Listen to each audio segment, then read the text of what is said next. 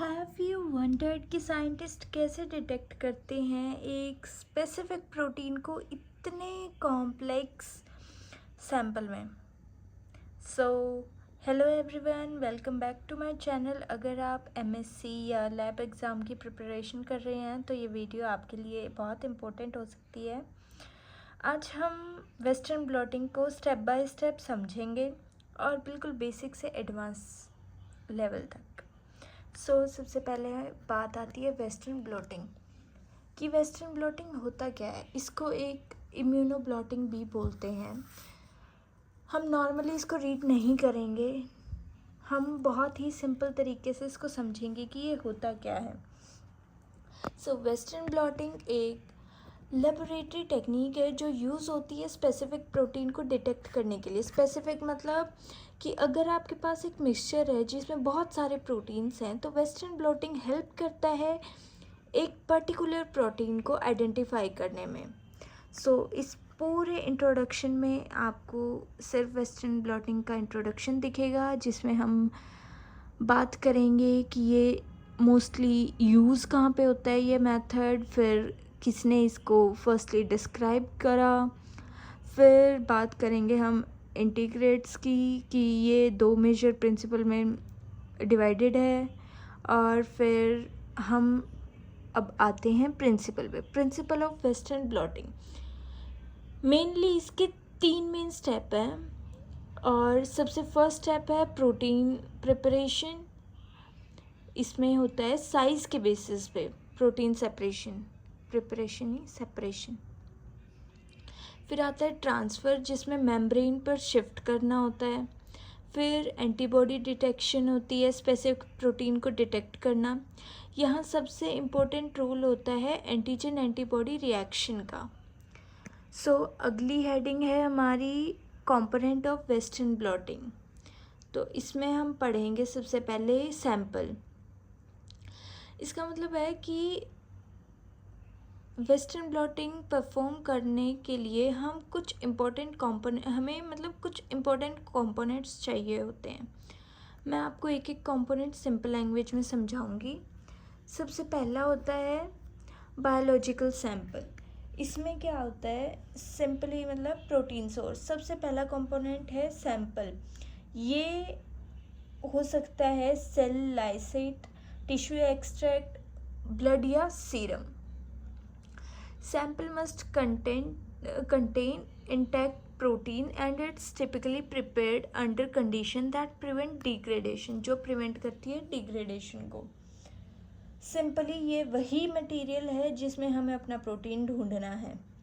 मतलब सैंपल है, ऑब्वियस सी बात है। सैंपल, अब कोई भी लैब है वहाँ पे सबसे पहले हम सैंपल ही तो देखते हैं, और सैंपल में से ही हम यहाँ पे प्रोटीन डिटेक्ट कर रहे हैं।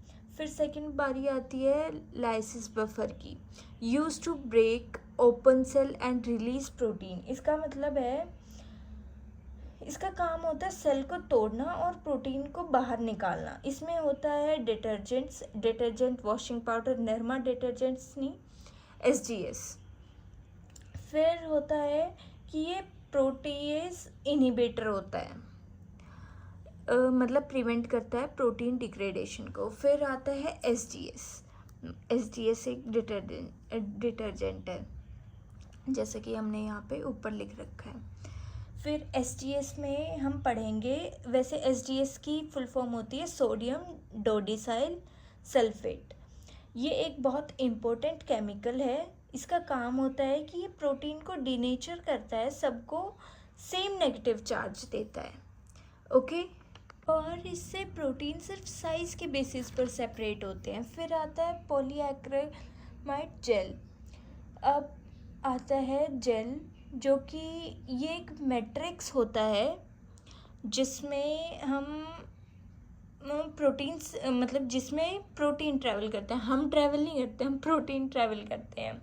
जो स्मॉल प्रोटीन है वो फास्ट करेंगे और जो लार्ज प्रोटीन है वो स्लो करेंगे। इसमें प्रॉपर सेपरेशन होता है। फिर बारी आती है ट्रांसफ़र मेम्ब्रेन की। ट्रांसफ़र मेम्ब्रेन में 2 टाइप होते हैं, सेलुलोज और PVDF।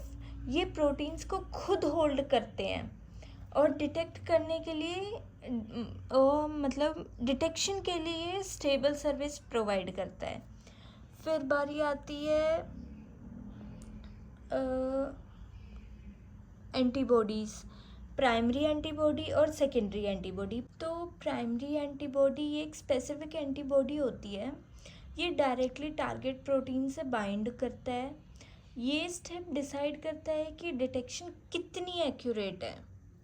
तो फिर बारी आती है सेकेंडरी एंटीबॉडी की। सेकेंडरी एंटीबॉडी प्राइमरी एंटीबॉडी से बाइंड करती है, इसके साथ एंजाइम अटैच होते हैं जैसे कि HRP या ALP, ये सिग्नल को स्ट्रॉन्ग करती है। तो इसके बाद आता है डिटेक्शन सिस्टम, ये लास्ट कंपोनेंट है और इसमें कुछ टाइप्स भी आते हैं और इससे फाइनल बैंड्स विजिबल होते हैं। तो ये हो गए हमारे यहाँ पे कंपोनेंट्स। जब हम कंपोनेंट्स समझ चुके हैं तो चलिए एक बार क्विकली स्टेप्स रिवाइज करते हैं। सो अब हम आते हैं स्टेप्स पे। तो इसमें मैंने ज़्यादा कुछ लिखा नहीं है, मैंने सिंपली स्टेप लिख दिए हैं, बट मैं आपको डिस्क्राइब कर देती हूँ। सबसे पहला स्टेप आता है सैम्पल प्रिपरेशन। सैम्पल प्रिपरेशन में सबसे पहले हम सेल्स या टिश्यू से प्रोटीन निकालते हैं। लाइसिस बफर यूज़ होता है सेल्स को तोड़ने के लिए। STS यूज़ होता है प्रोटीन को डीनेचर करने के लिए। ठीक है, तो एज अ रिज़ल्ट हम बोलेंगे प्रोटीन बिल्कुल स्ट्रेट हो जाते हैं और सब पर सेम नेगेटिव चार्ज होता है। फिर बारी आती है SDS पेज की, जैसे कि मैंने यहाँ पर लिखा हुआ है प्रोटीन सेपरेशन। अब हम प्रोटीन्स को जेल में डालते हैं, इस प्रोसेस को कहते हैं SDS page. Electric current pass होता है, स्मॉल प्रोटीन्स फास्ट मूव करते हैं और लार्ज प्रोटीन स्लो मूव करते हैं। मतलब सेपरेशन होता है साइज़ के बेसिस पे, ये हमने पहले भी पढ़ा था। फिर बारी आती है ट्रांसफ़र की, ब्लोटिंग भी बोलते हैं हम इसको। अब जो प्रोटीन जेल में सेपरेट हुए हैं, हमने यहाँ पे उनको सेपरेट कर लिया है, तो जो यहाँ पे सेपरेट हुए हैं उनको हम एक मेम्ब्रेन पर ट्रांसफ़र करते हैं। मेम्ब्रेन्स हमने पहले भी पढ़ी थी कंपोनेंट में, तो वो 2 टाइप्स की होती हैं, तो उनमें ट्रांसफ़र करते हैं। इसका रीज़न होता है, सबसे इम्पोर्टेंट हर चीज़ का रीज़न होता है, तो इसका रीज़न है कि जेल फ्रेजाइल होता है, मेम्ब्रेन पर प्रोटीन स्टेबल रहता है और डिटेक्शन बहुत इजी हो जाती है। फिर नेक्स्ट है fourth one is blocking. Blocking का क्या काम है? ब्लॉकिंग नॉर्मली ब्लॉक कर देना। अब मेम्ब्रेन को हम ब्लॉक करते हैं यूजिंग मिल्क या BS से।